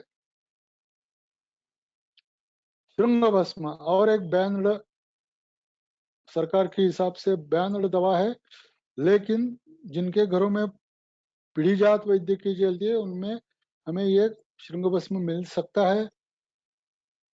उसका भी कफग्न है, क्षयहर है, बाल रोग का उत्तम औषध है, ऐसे भी गुण दिए है, वैसे भी वृक्क विकार में भी उपयोगी पड़ता है। सिर्फ एक बात का ध्यान हमें रखना चाहिए, जहां वात प्रधानता हो वहां ये त्याज्य करके वृद्ध वैद्यों ने बताया है। आप यदि प्रयुक्त करना चाहते हैं तो करके एक बार देख लीजिए। मैंने अनुभव लिया है, ये समझ में होते हुए भी वात प्रधानता होने वाले एक रुग्ण के ऊपर मैंने ये दवा देकर देखी है, उसको तकलीफ बढ़ चुकी है, ये भी मैंने अनुभव लिया है। वही अनुभव आपके सामने रख रहा हूँ। थोड़ा प्रभृत कफ, इसीलिए मैंने ये जो स्लाइड के ऊपर बाएं बाजू में लिखा है कि प्रभृत कफ होते हुए ही ये इसका प्रयोग हमें करना चाहिए। अब ये अभ्रक भस्म है। अभ्रक भस्म के बारे में थोड़ी चर्चा हमने पहले भी की है आज, लेकिन मैं ये टंकण मारित अभ्रक भस्म जो नीचे लिखा हुआ है उसका निर्माण विधि बताने वाला हूँ, इसीलिए थोड़ी सी इसकी पूर्व पीठिका बताते हुए हम ये जो टंकण मारित अभ्रक भस्म है इसका निर्माण विधि आज के लेक्चर में देखने वाले हैं। ग्रंथों ने हमें निर्देश तो दिया है, अभ्रक भस्म ऐसे ऐसे ऐसे ऐसे ऐसे पद्धति से बना दीजिए, ग्रंथों ने हमें निर्देश दिया है, लेकिन ग्रंथों ने हमें अन्यत्र ऐसे भी निर्देश दिए हुए रहते हैं कि ये दवा इसके लिए, ये दवा इसके लिए है। ऐसे अन्यत्र जो हमें संदर्भ मिलते हैं उनका विचार हमें करना ही चाहिए। अभ्रक भस्म तो बहुत सारे व्याधियों में ग्रंथों ने उसका वर्णन किया है। इसकी जो बनाने की प्रक्रिया है उसके शोधन प्रक्रिया में 4-5 पद्धति से बताई है। भावना देने वाले द्रव्य भी बहुत सारे बताए हैं आयुर्वेद प्रकाश में, उसको वो सब आपको मिल जाएंगे। ग्रंथों ने ये सब अब हमारे सामने रखा है। अब इसका क्या करना है, ये कैसा, ये समझ आने के लिए गुरु की आवश्यकता रहती है। मेरे नसीब से दातार शास्त्री जी मुझे गुरु के हिसाब से मिल गए। उन्होंने जब मुझे बताया वही आपके सामने रख रहा हूं। जो आयुर्वेद प्रकाश आदि ग्रंथों ने शोधन और मारण प्रक्रिया बताई है, उसमें हम 3 प्रकार से ये अभ्रक भस्म बनाते हैं। अभ्रक भस्म का प्रयोग अनेक विध व्याधियों में जैसे बताया है, वैसे ही उन व्याधियों की भी हम सूची करते हैं, अलग अलग ग्रुप करते हैं। संतर्पणोत्थ जो व्याधि रहते हैं, यानी अति पूर्ण जन्य संतर्पणोत्थ, ये शब्द तो आप सभी लोगों को ध्यान में आ गया होगा। संतर्पण होने के कारण जो व्याधि प्रमेय जैसे होते हैं, उसमें यदि हमें अभ्रक भस्म देना है तो वही उसमें भी जो आयुर्वेद प्रकाश ने मारण करने के लिए दवाइयां बताई है, उसमें संतर्पण करने वाली दवाइयां भी है, अपतर्पण करने वाली भी दवाइयां है, और ये क्षार पद्धति से भी मारण करने वाली दवाइयों की सब सूची ग्रंथों ने दी है। यदि हम अभ्रक भस्म का प्रयोग करते समय एक बार संतर्पण करने वाली दवा की रस से या क्वाथ से भावना दे दी, ये ऐसी 10 भावनाएं हमने दे दी, उसके बाद जो हम 10 भावना देने वाले हैं वो गलती से हमने अपतर्पण करने वाली औषधि से वो भावित कर दिया, उसका मारण कर दिया, तो हम 10 कदम आगे जाएंगे, फिर 10 कदम पीछे आ जाएंगे। अभ्रक भस्म वैसा की वैसा ही रहेगा, ना तो वो संतर्पण कर पाएगा, ना वो अपतर्पण कर पाएगा। इसलिए दातार शास्त्री ने उनका एक अच्छा सोल्यूशन निकाला है और वो हमें सिखाया है। यानी कि एक 1 किलो अभ्रक या 2 किलो अभ्रक या 3 किलो अभ्रक का आपको भस्म बनाना है, तो उसमें से 1 किलो अभ्रक को आप शोधन उसको अपतर्पण करने वाले द्रव्यों से कीजिए, उसका मारण आयुर्वेद प्रकाश में जो दवाइयां बताई है उनमें से अपतर्पण करने वाली जो दवाइयां बनाई है उनसे उनका मारण कीजिए, तभी जाकर वो अभ्रक भस्म आपको संतर्पणोत्तर व्याधियों में प्रयुक्त करने की आपको सुविधा रहेगी और उनको उसमें आपको अच्छे लाभ भी मिल जाएंगे। इसके बदले में अलग सी बात है, अब आपको अपतर्पणोत्तर व्याधियों में इसका प्रयोग करना है, तो संतर्पणजन्य यानी गो दुग्ध में शोधित हुआ अभ्रक भस्म, उसका मारण कंदर्परस है, यष्टि मधु है, ऐसे जो संतर्पण करने वाले द्रव्य है उन्हीं से उसका मारण करके वो जब तैयार हो जाएगा उसको अपतर्पण व्याधियों में प्रयुक्त कीजिए। और तीसरा जो मैंने आपके सामने रखा है वो टंकण मारित अभ्रक भस्म है, यानी क्षार से मारित किया हुआ अभ्रक भस्म है। और हम इसका प्रयोग जहां बहुत सारा क्षरण करना है, ग्रंथि है, फाइब्रॉइड जैसी ग्रंथि है, गलत ग्रंथि है, गिलायु ग्रंथि है, मेसेंट्रिक नोड्स रहते हैं, ऐसे जो ब्रेन ट्यूमर रहते हैं, ऐसे जो व्याधि हमारे सामने आते हैं, उनमें प्रयुक्त करने के लिए ये क्षरण करने वाले ये टंकण मारित अभ्रक भस्म हम इसका प्रयोग कर सकेंगे। इसके लिए हम जो बनाते हैं इन 3 प्रकार से अभ्रक भस्म बनाते हैं। अब काश श्वास व्याधि में प्रयुक्त होने वाला एक उत्तम दवा है, ये ग्रंथों ने भी हमें बताया है, रसायन करने वाला है। जैसे हमने अभी 3 प्रकार बताए, उसमें क्षरण करने वाला भी हम बना सकते हैं, उसको अपतर्पण करने वाला भी बना सकते हैं, और उसको रसायन चिकित्सा करने वाला भी हम बना सकते हैं। अभी ये टंकण मारित अभ्रक भस्म, इसकी हम आज निर्माण प्रक्रिया भी आज देखेंगे और आज का विषय हम यहाँ रुकवा देंगे। जब भी हमें शोषण करना है, क्षरण करना है, तभी जाकर वहां हम ये टंकणमरित अभ्रक भस्म प्रयुक्त कर सकते हैं। इसका एक छोटा सा एक रुग्ण अनुभव मैं आपके सामने रख पाऊंगा। 60, 70, 80 ग्राम तक बढ़ी हुई प्रोस्टेट ग्लैंड, मेरे पास इसके सब सोनोग्राफी के रिपोर्ट्स है। टंकणमरित अभ्रक भस्म के प्रयोग से 20 ग्राम तक, 25 ग्राम तक कम हो गई है, ऐसे रिपोर्ट्स मेरे पास है। थोड़ी से उसके साथ टंकणमरित भस्म की मात्रा बहुत कम रहती है, तो उसके साथ मैं त्रिफला गुग्गुल, ये मैंने जो अभी कांचनार गुग्गुल बताया, वो कांचनार गुग्गुल ऐसी दवाइयां भी यूज करता हूँ, लेकिन ज्यादा असर होता है तो टंकणमरित अभ्रक भस्म का होता है। यदि गलती से मैंने वो डालना भूल गया मैं, तो रुग्ण मुझे ध्यान उसको उससे अवगत करते, सर इस बार वो रक्षा राख जैसी दवा इसमें डालने आप भूल गए, हमें थोड़ी सी तकलीफ हो रही है। इतना असरदार ये दवा है, ये सिद्ध भी हो चुका है। सोनोग्राफी की रिपोर्ट से भी मैं आपको सामने ये रख पाऊंगा। इसका दूसरा पहलू है अम्ल तथा क्षार। जहाँ अम्लता बहुत बढ़ चुकी है, वहां पे यूज करने के लिए एक क्षरण करने वाला, क्षारीय गुणधर्मों वाला एक अच्छा दवा हमारे पास साथ हो जाएगा।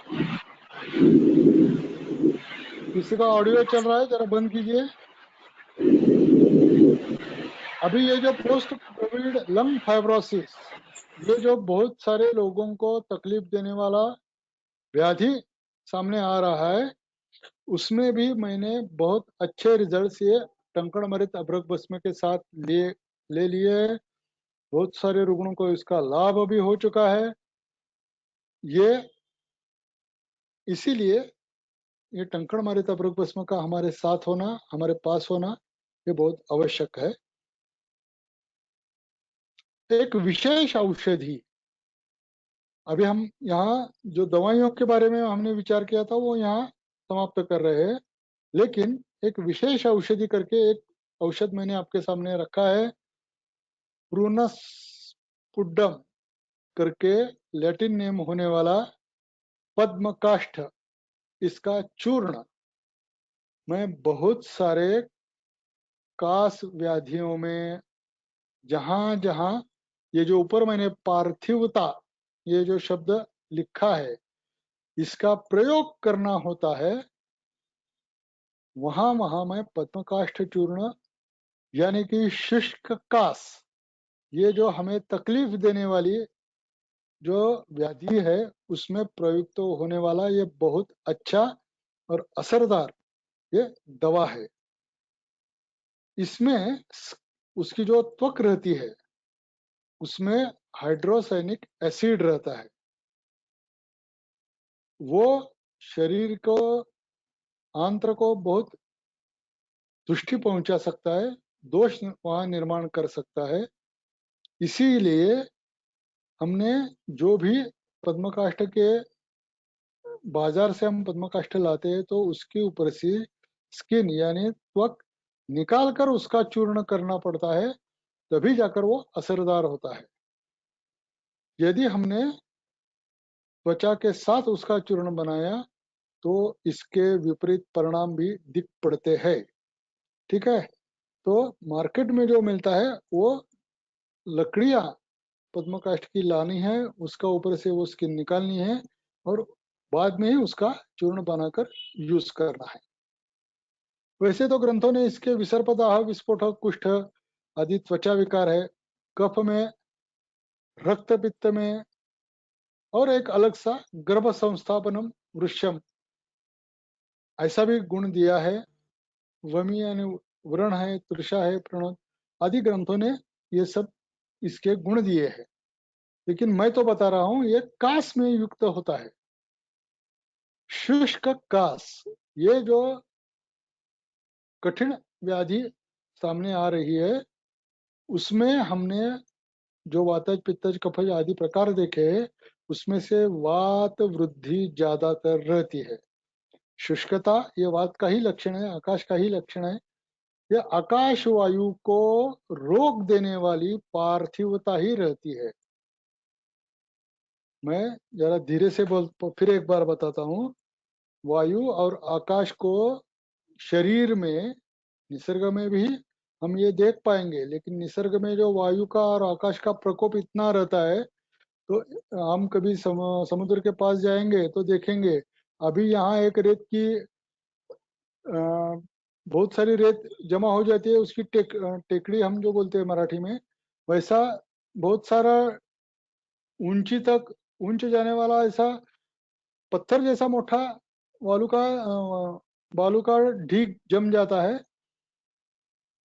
एक आधे घंटे के बाद, 2 घंटे के बाद हमने देखा तो वो पूरी रेत फिर समुद्र में गई होती है। इतना वायु का और आकाश का प्रभाव निसर्ग में हमें देखते हैं। वो पार्थिवता भी यहाँ से उधर, वहां से उधर हिला सकती है। इतना वायु का प्रकोप निसर्ग में होता है। शरीर में इतना प्रकोप हम कुछ व्याधियों में देखते हैं, लेकिन यदि हमने उस वायु के वेग को रोकना है हमें, तो उसके सामने कुछ ना कुछ तो पार्थिव गुण वाला दवा हमें उसके सामने रखनी पड़ेगी उस वायु को रोकने के लिए। बहुत सारे वैद्यों के प्रयोग में स्निग्धता भी इसके लिए प्रयुक्त की जाती है। वायु को अनुलोमन देने वाली, यहाँ वायु की गति को अवरोधित करने के लिए पार्थिवता, ये बात मैं आपके सामने रख रहा हूँ। ये सीतोपलादी में उसका एक शुष्क काश के लिए सीतोपलादी ज्येष्ठमत पद्म काष्ठ, और मैंने जो ये कांचनहर गुगुल के बारे में बताया, ये योग यूज करता हूँ। बहुत ज्यादा जरूरत पड़ी तो ये योग में घृत के साथ देता हूँ, यानी कि वो अनुलोमन भी करेगा, वात को बहुत ज्यादा शक्तिशाली बनने में भी रुकावट डालेगा, और पार्थिव ये पद्मकाष्ठ पार्थिव गुण प्रदान होने के कारण ये वात की गति को भी रोक कर व्याधि का उपशय करने में हमें मदद करेगा। ठीक है। अभी ये शुष्क काश छोड़कर जो दूसरा सकफ काश रहता है, बाकी सब सीतोपलादी ज्येष्ठमत ये 2 दवा ही रहेगी। उसके साथ मैंने अभी जो त्रिभुवन कीर्ति, लक्ष्मी नारायण आदि द्रव्य जो बताए, उनका प्रयोग मैं करता हूँ, और कफ बहुत ज्यादा हो तो पुष्कर मूल का भी प्रयोग करता हूँ। ठीक है।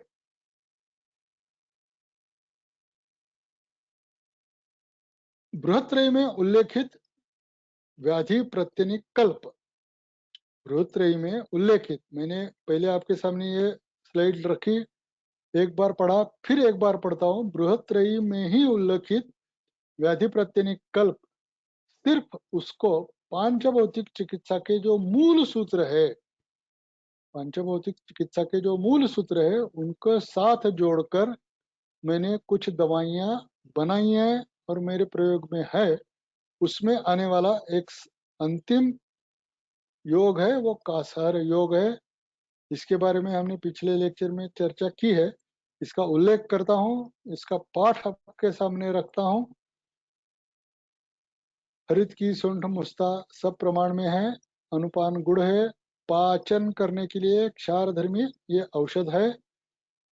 मुझे ये ग्रंथों ने घनादि चूर्ण करके वर्णन किया है। मैं इसका प्रयोग सिर्फ कासहर चूर्ण ऐसा नहीं करता। एक क्षार धर्मी दवाइयां जहां जहां अग्निमांद्य से आमोत्पत्ति के कारण, अग्निमांद्य से आमोत्पत्ति के कारण होने वाले सभी व्याधियों में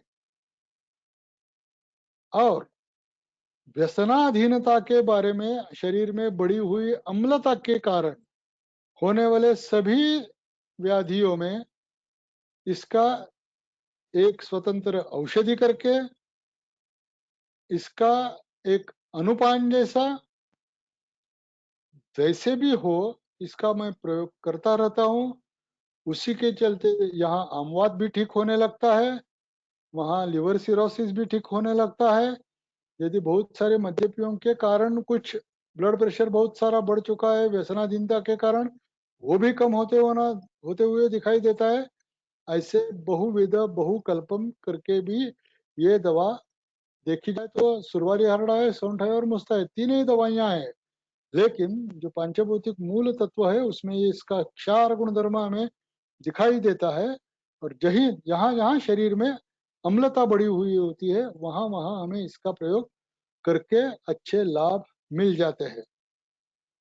व्याधि का अधिकार देखा जाए तो सर्वेषु स्वाश काश्येषु ये ग्रंथों ने भी दिया है, लेकिन हम आगे चलकर इसका प्रयोग इस तरह से भी करते हैं। अभी ये टंकण मारित अभ्रक भस्म का निर्माण विधि देखकर हम यहाँ हमारा लेक्चर खत्म करेंगे। यहाँ टंकण शोधन करके पहला मुद्दा आता है, उसके बाद अभ्रक शोधन का भी मुद्दा आता है। टंकण शोधन करने तेला टाकण खार करके बाजार में जो हमें दवाई मिलती है टंकण, वो जो मोमबत्ती का मोम रहता है उसी के जैसे दिखने वाली रहती है। वो वैसे ही आर्द्र स्निग्ध होने के कारण उसके ऊपर बहुत सारी मिट्टी, कुछ अलग सी बाह्य दोष बहुत सारे चिपके हुए दिखाई देते हैं, उनको हमें पहले निकालना होता है। इतना ही शुद्धि का प्रयोजन टंकण का रहता है। एक गीले कपड़े में वो सब टंकण के छोटे छोटे टुकड़े डालकर उसको पोंछ लेना चाहिए। बाह्य जो उसकी जो अशुद्धि है वो हम निकाल कर रख देते हैं। अभी अभ्रक का शोधन, 5 प्रकार का अभ्रक शोधन मैंने हमें आपको आपके सामने रखा था। यानी दूध है, गोमूत्र सॉरी त्रिफला क्वाथ है, बद्री क्वाथ है, गोमूत्र है, और 5वां शायद मैं अभी ध्यान में नहीं आ रहा है, ऐसे 5 प्रकार कांजी है शायद, ऐसे 5 प्रकार हमारे सामने रखे हैं। वो आयुर्वेद प्रकाश ग्रंथ में आपको सब मिल जाएगा। हमने तो 3 संतर्पण करने के लिए, अपतर्पण करने के लिए और टंकण मारित के लिए ये 3 प्रकार देखे हैं। तो शुद्ध, एक सेकंड, यहाँ थोड़ी सी गड़बड़ हो जा रही है। जो टंकण मारित के लिए हम अभ्रक लेते हैं उसका शोधन हम गोमूत्र से करते हैं, यानी ज्यादा क्षरण उसका हो जाए इसके लिए गोमूत्र शोधित अभ्रक भस्म अभ्रक यहाँ पर यूज करते हैं। यदि कुछ गलती हो रही है तो मैं अगले लेक्चर में उसका निराकरण कर दूंगा। यहाँ पे हम 7 बार जैसे पहले तकरे का गोमूत्र होता है वैसे ही गोमूत्र में 7 बार अग्नि आरक्त उसको बनाकर ढालन प्रक्रिया से अभ्रक का शोधन 7 बार करते हैं। जैसे ही उसका ज्यादातर चूर्ण ही बन जाता है, उसके बाद 1 भाग अभ्रक भस्म है और टंकण 2 भाग ऐसे एक साथ महीन पीस कर कूट कर उसका चूर्ण बना ले देते हैं। वो चूर्ण जो हमें खरल तो ज्यादा नहीं करना पड़ता है, लेकिन मिट्टी के जो हमारे बर्तन रहते हैं उसमें रख कर पुट देना, ये जो हमें बात हम करते हैं वैसे ही संपुट बनाकर उसमें हम पुट देते हैं। 1 बार 2 बार 3 बार ज्यादातर पुट देने पड़ते हैं, जब तक उसका असली रंग यानी रक्षा जैसा रंग उसको न आ जाए तब तक उसको पुट देते रहना चाहिए। उसके बाद वो महीन पीस कर महीन कूट कर उसका वस्त्रगाल चूर्ण उसके ऊपर से 7 बार निवड़िया काटने ऐसे हम बोलते हैं, उसके ऊपर जल डालते हैं, वो पूरा घुल मिल जाए इतना जल उसके ऊपर डालते हैं। थोड़ी देर वो वैसे ही स्थिर रहते हैं। उसके बाद जो ऊपर का पानी होता है वो निकाल कर, यदि कुछ गलती से उसमें रक्षा मिल गई हो, संपुट कुछ भेद हो चुका हो संपुट का, कुछ संपुट में जो मिट्टी का कापड़ लगा हुआ होता है उसका कुछ अंश उसमें आ गया हो, वो निकालने के लिए निवड़िया काटने ऐसे उसको हम बोलते हैं, वो सब प्रक्रिया करते हैं। उसके बाद अच्छी तरह से खरल करके 6 महीने तक 3 महीने तक हम उसको बनाकर रख देते हैं और उसके बाद में इसको प्रयुक्त करते हैं। अब ये लास्ट वाली स्लाइड है। आगे का चर्चा सत्र 15वां चर्चा सत्र होगा अक्टूबर 26 मंगलवार ही है। विषय रहेगा पांचभौतिक सिद्धांत। मैंने जैसे बोला रक्त पित्त की चर्चा की, उसके बाद एक अम्लक्षार सिद्धांत लिया, आज के लेक्चर में कास व्याधि लिया, तो अगले लेक्चर में हम अध्वशोष के बारे में हम चर्चा करेंगे। उसी के हिसाब से एक रुग्ण पत्रक सादर हो जाएगा। उसके ऊपर जो औषधि प्रयुक्त की गई है उनके ऊपर चर्चा होगी, निदान, पूर्व रूप आदि के बारे में। उसमें से जो दवाइयां प्रयुक्त होंगी उसमें से एक दवा का औषधि निर्माण विधि पूरा इस लेक्चर में अगले महीने में आपको बता दिया जाएगा। ठीक है, अभी शायद मेरा समय भी खत्म हो रहा है। काश चिकित्सा में जो भी दवाइयां हम काश चिकित्सा का निदान कैसा करना चाहिए, उसका व्याधि विनिश्चय कैसा करना होना चाहिए, संप्राप्ति कैसी लगानी चाहिए, और उसके बाद उसकी चिकित्सा करते हुए जो भी हम दवाइयां यूज करते हैं उन सभी की जानकारी, या मैं जो दवाइयां यूज करता हूँ उनकी जानकारी आपके सामने रखने की चेष्टा की है। इसमें बहुत सारे अलग अलग गुण भी है, अलग अलग विषय भी है, अलग अलग अच्छी असरदार दवाइयां भी है। लेकिन 30-32 साल से मैं जो प्रैक्टिस कर रहा हूँ उसमें मुझे इतनी दवाई से अच्छा लाभ होता है। इससे ज्यादा कुछ ज्यादातर ज्यादा द्राक्षासव, द्राक्षारिष्ट, ऐसी कुछ अरिष्टासव संकल्पना इसके साथ मैं देता हूँ। बाकी कुछ दवाइयों की प्रयोग करने की जरूरत नहीं पड़ती। मेरा यूट्यूब चैनल अभी बताया है मेरे परिचय देते हुए, गुरुवचन वैद्य मल्हार जोशी करके भी सर्च कर सकते हैं, या सिर्फ वैद्य मल्हार जोशी करके भी आप सर्च कर सकते हैं। मुझे लगता है आज अभी जो मैंने आपके सामने विचार रखे वो आप सभी को समझ में आ गए होंगे। यदि कुछ गलती से एक दो जगह पर मैं थोड़ी सी गलती कर बैठा हूँ, हो गई है गलती, यदि वो गलती आपके समझ में नहीं आ गई होगी तो भी फिर मेरे समझ में आ गई है, उसका विश्लेषण हम अगले चर्चा सत्र में भी करेंगे। ठीक है, तो धन्यवाद। धन्यवाद सर। कुछ प्रश्न है, उन्हें लेते हैं। पहला प्रश्न है, हाउ शुड वी। एक मिनट, हाँ सर। मैं प्रेजेंटेशन बंद करता हूँ।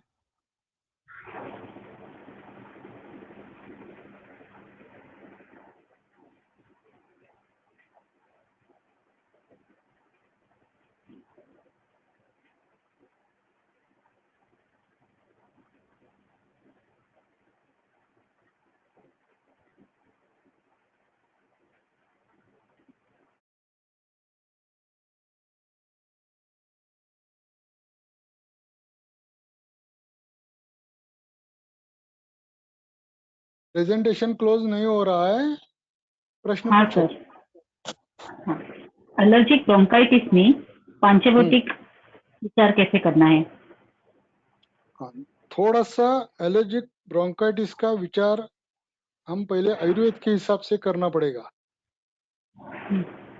जहां भी एलर्जी बताया जाता है, जहां भी एलर्जी बताया जाता है वहां कौन सी घटना सामने आ जाती है उसके ऊपर हमें ध्यान देना पड़ेगा।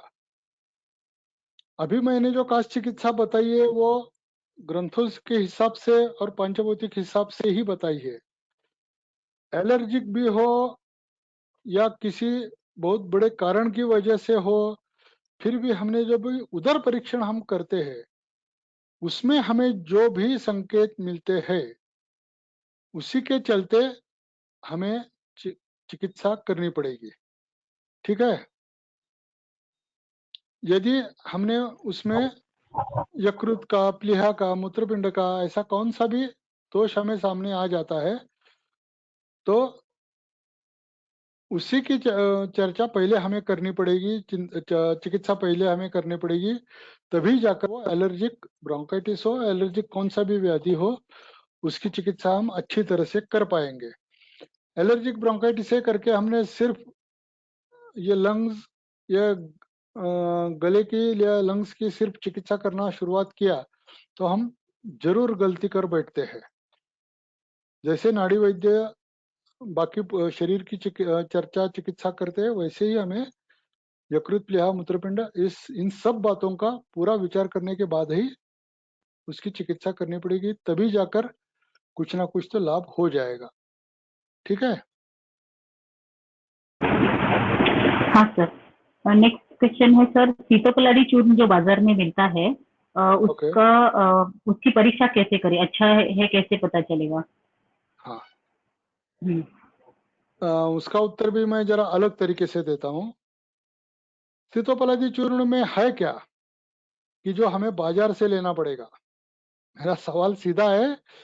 सीतोपलाम तुगाक्षरी पिप्पली बहुलाम त्वचाम अंत्यादुर्ध्वम, एक से एक दुगनी मात्रा में हमें दवाइयाँ लेनी है, उनका चूर्ण बनाना है और वो हम यूज करना है। कौन सी भी कंपनी अभी जो पूर्व संकल्पना थी ऐसी दवाइयाँ तो नहीं बनाती, पल्वलाइजर में बनाती है चूर्ण बनाकर। चूर्ण के बारे में भी मैंने एक पहले लेक्चर में बताया है। मार्केट में फैक्ट्री में बना हुआ चूर्ण आपके पास आने तक कम से कम 15 दिन, 20 दिन, 1 महीना भी जा सकता है। तो मासद्वयात् तथा चूर्णम हीन वीर्यत्वम आपनुयात्, इस आधार से वो चूर्ण हम कितने दिन तक यूज करेंगे, ये यूज करने के बजाय हमें 1 महीने में कितना चूर्ण लगता है उतना, ये जो दाल संस्कृत में ये बता देता हूँ। खड़ी साकर, सीतोपला यानी खड़ी साकर है, तुगाक्षीर है, वंशलोचन है। अभी ये वंशलोचन के बारे में जैसे ही मैंने अभी पुष्कर मूल के बारे में बताया, वैसे ही ये वंशलोचन के बारे में है। कहाँ विश्वास हम रख पाएंगे? लेकिन ये वंशलोचन भी केमिकली प्रिपेयर्ड करके स्टैंप लगाकर हमारे पास आता है। फिर भी केमिकली तो वो वंशलोचन जैसा ही काम करेगा, ऐसे सोचकर ही हमें उसका प्रयोग करना पड़ेगा, वरना हम सीतोपलादी जैसा चूर्ण भी नहीं बना पाएंगे। तो मार्केट से लेने के बजाय ये सीतोपलादी हो गया, वंशलोचन गया, पिप्पली है, वेलची है और दालचीनी है। 10-10 ग्राम से हमने शुरू किया तो भी 10 दिन के लिए, 15 दिन के लिए, 20 दिन के लिए हम ये मिक्सर पे भी घर पे बना सकते हैं। मार्केट से लाना, उसकी परीक्षा करना, वो 2 महीने से पहले आपके घर पर पहुंच गया होगा तो ही परीक्षा होगी, 2 महीने के बाद पहुंचा गया होगा तो हीन वीर्यत्व तो हो ही गया होगा उसका। ये सभी बातें होने से पहले हम ये विचार कर सकते हैं कि ठीक है, हम ही घर पे बना देते हैं। मेरा जो यह पंचभौतिक सुनने का आपका जो भी उद्देश्य है, उसमें सबसे पहली बात ये रहेगी, अपनी दवा आप खुद बना लीजिए।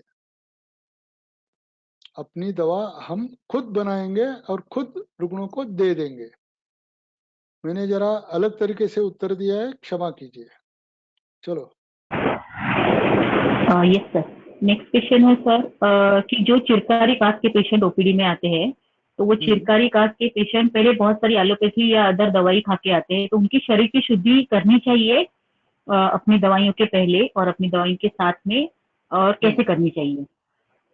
हाँ, ये जो मूत्रपिंड विषय जो है, वो जो मैंने पहले लेक्चर में बताया है, उसी के चलते मूत्र विशोधन करके शरीर में जो रखे हुए हैं, संचित हो चुके हैं जो विषाक्त द्रव्य, ये मूत्र विशोधन, स्वेदोवर्धन, मनालुनोमन, जो शरीर से बहिर्गमन करने वाले द्वार है और दोष है, उन्हीं से ही हमें उन संचित दोषों का निर्हरण करना चाहिए।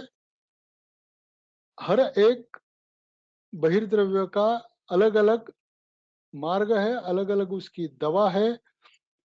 सर में संचित दोष हम नस्य के द्वारा निकाल सकते हैं, स्किन में संचित दोष हम स्वेद के द्वारा निकाल सकते हैं, अंतर्गत यानी उदरगत दोष हम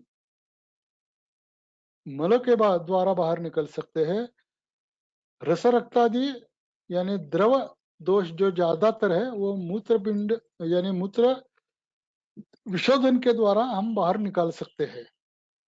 ऐसी शरीर शुद्धि पहले कर लेनी चाहिए। उसके लिए दवाइयां भी मैं आपको बता देता हूँ। मल विशोधन के लिए, मलमूत्र विशोधन के लिए, दोनों के लिए अविपत्तिकर चूर्ण का तो उल्लेख हो गया है, फलत्रिकादि का उल्लेख है, गोक्षुरादि का उल्लेख हो गया है, हरड़ू यानी कुरड़ू, ये जो वनस्पति है उसका भी पाचन करके मूत्र विशोधन करने वाला गुण हमें दिखाई देता है। रजनी योग है, वरांगक्षार है, ये जो 5 दवाइयां मैंने बताई है, वो सब ये शरीर शोधन करने वाले ही दवाइयां है। दवाइयों का असर ऐसा रहता है कि वो बहुत बड़ी मात्रा में दोष बहिर्गमन नहीं कराते, लेकिन जैसे जैसे उसका बहिर्गमन होने लगता है वैसे असर शरीर के ऊपर दिखाई देते हैं। ठीक है। हाँ सर। सर नेक्स्ट क्वेश्चन है। हाँ सर, टंकन मरीज अब्रक भस्म जो है लंग फाइब्रोसिस के केसेस में उसका अनुपान क्या होगा और कितने दिन देना पड़ता है और उसके साथ में और कौन से मेडिसिन दे सकते हैं? अनुपान।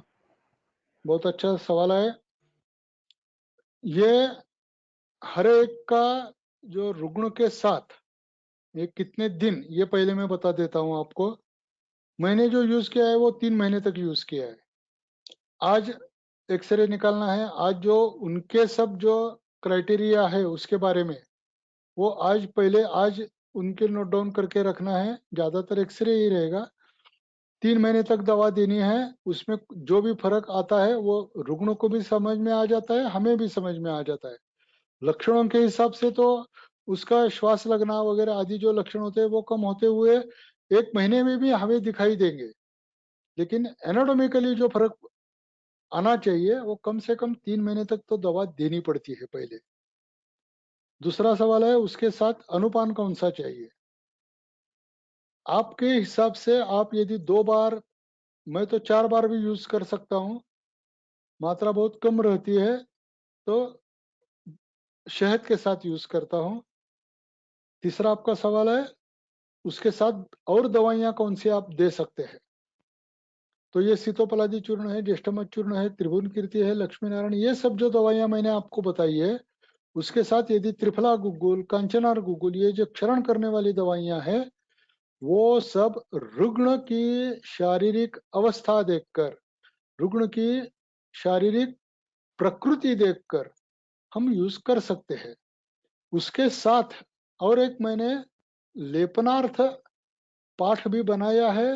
वैसे तो वो मेरे जो गुरु बंधु थे और 2, उन्हीं के साथ चर्चा करके हमने एक देव दार्व्यादि लेप, ऐसा एक लेप भी तैयार किया है। उसका भी ये टंकण मारित अभ्रक भस्म के साथ में बाह्योपचारों में उसका भी प्रयोग करता हूँ। ऐसे करते हुए 3 महीने तक दवा देता हूँ। उसके बाद जो भी रिजल्ट सामने आ जाते हैं वो बहुत अच्छे और असरदार रिजल्ट सामने आ रहे हैं। ठीक है।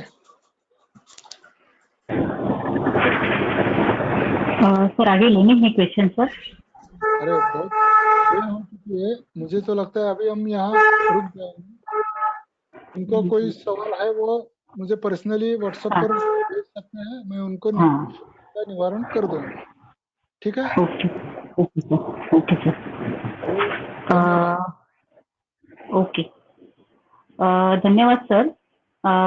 हमारी रोज की ओपीडी में आने वाले छोटे बच्चों से लेके बड़े वृद्ध रुग्ण और आज के दौर में चलने वाले ये कोविड पोस्ट कोविड के रुग्ण जिनमें सबसे बड़ा लक्षण है कास और कास व्याधि, ये इस सबके ऊपर सर ने आज बहुत समग्र विवेचन किया।